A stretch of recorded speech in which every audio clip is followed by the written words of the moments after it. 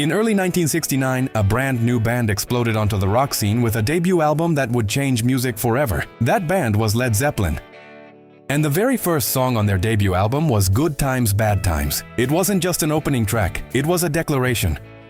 The story of the song began in late 1968, shortly after guitarist Jimmy Page formed Led Zeppelin following the breakup of his previous band, the Yardbirds. Page had a clear vision for his new group, a band that would combine heavy blues, powerful rhythms, and explosive vocals. To complete that vision, he brought together three extraordinary musicians: singer Robert Plant, bassist and keyboardist John Paul Jones, and drummer John Bonham. The writing process for Good Times, Bad Times was a collaboration between Page, Jones, and Bonham, with Robert Plant contributing the lyrics. Jimmy Page started with the song's core guitar riff, a tight, punchy phrase that carried a strong blues influence but with a heavier attack than most rock music at the time. It had groove, attitude, and momentum. From there, John Paul Jones helped shape the song's structure. Jones was already an experienced arranger from his years as a session musician in London. He refined the bass lines and worked closely with Page to give the track a tight, dynamic arrangement. But it was John Bonham who gave the song its most astonishing element. Bonham created the powerful drum groove that defines the track. His rapid bass drum patterns shocked listeners when the album was released. Many people assumed he was using a double bass drum pedal. In reality, Bonham played it with a single pedal, relying purely on speed, strength, and technique.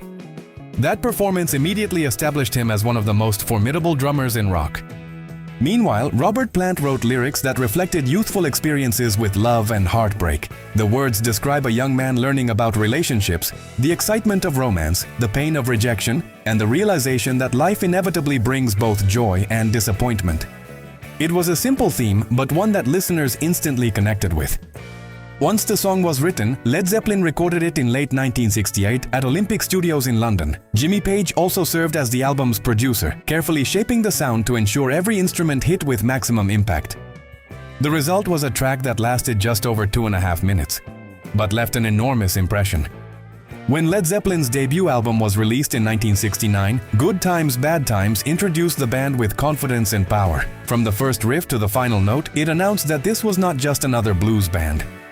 This was something bigger. Over the decades, Led Zeppelin would go on to create legendary songs like Stairway to Heaven, Kashmir, and Whole Lotta Love.